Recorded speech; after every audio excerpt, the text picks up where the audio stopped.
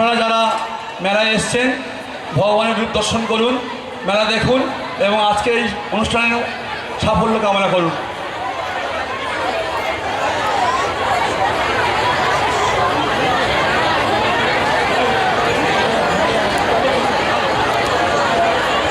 এবার আমরা আমাদের মাননীয় বিধায়ক মহাশয়কে উত্তরীয় এবং ফুল দিয়ে বরণ করে নিচ্ছি।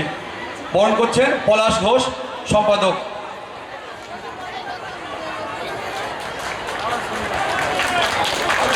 উত্তরী দিয়ে বরণ করছেন সহসভাপতি অজিত কয়াল মহাশয়।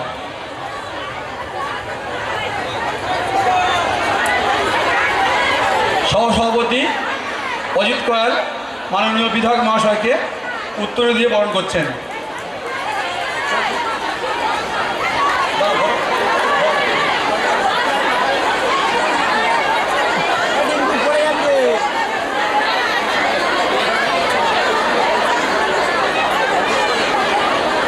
অরুণ নস্কর উপপ্রধান, দক্ষিণ বারাহাত গ্রাম পঞ্চায়েত আহ্বান করছি মঞ্চে। এখন আমাদের মাননীয় আইসি সাহেব রাকেশ চ্যাটার্জি মহাশয়কে ফুল দিয়ে বরণ করছেন কোষাধ্যক্ষ উত্তম সাধুকা।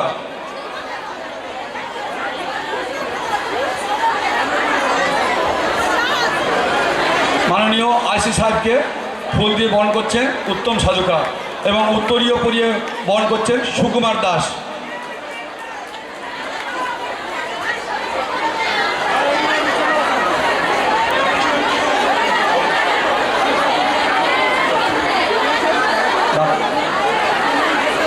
ধন্যবাদ। আমি মাননীয় বিধায়ক মহাশয় স্যারকে বলবো কিছু সংক্ষিপ্ত বক্তব্য বলার জন্য।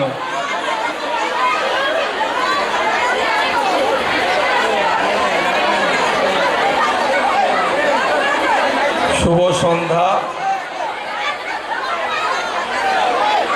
আজকের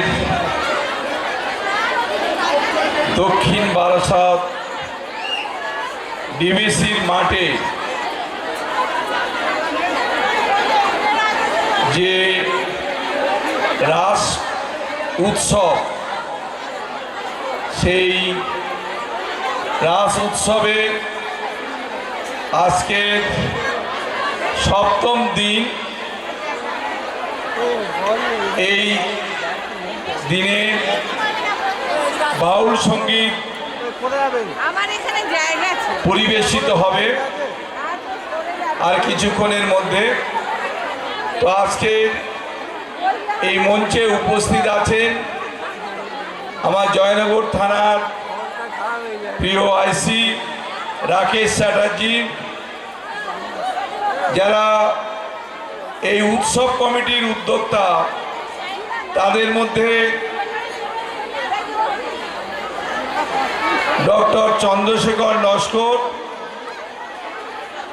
সর্দার। এই মুহূর্তে উপস্থিত হয়েছেন এই অঞ্চলের উপপ্রধান অরুণ নস্কর। এই উৎসব কমিটির অন্যতম সদস্য পলাশ নস্কর ঘোষ, উত্তম সাধুখা, সুকুমার দাস, অজিত কয়াল সহ এই উৎসব কমিটির অন্যান্য সদস্যবৃন্দ আজকে এই মহা উৎসবে যারা আমার সামনে দাঁড়িয়ে আছেন বা বসে আছেন,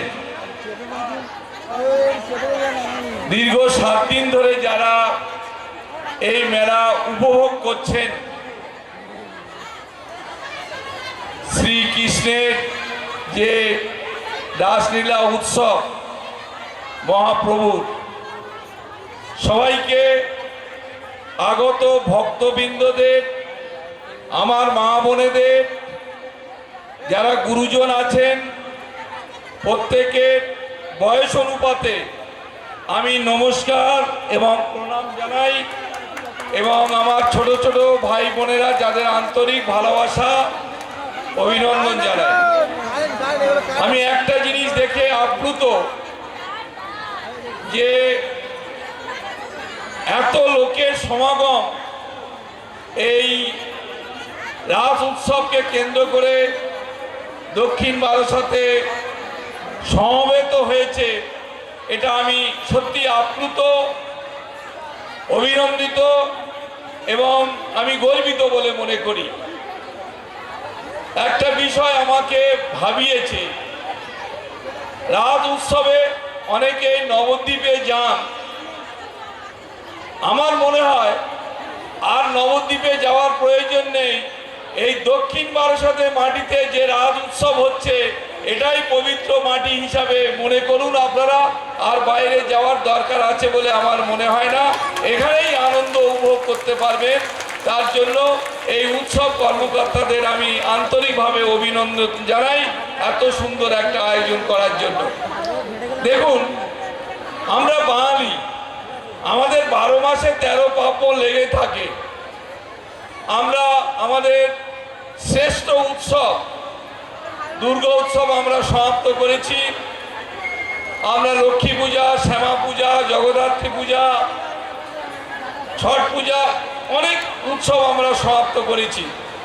শেষ 2022-এ সবচেয়ে বড় উৎসব এবং শেষ উৎসব এই রাস উৎসব, এটা আমরাও শেষ করতে চলেছি 2022-এ। কারণ গত 3 বছরে, প্রায় 2 বছর আমরা এই ধরনের কোনো উৎসবের আয়োজন করতে পারিনি, কারণ করোনা পরিস্থিতি থাকার জন্য মানুষ কিন্তু ভয়ে আতঙ্কে বাড়ির বাইরে হতো না।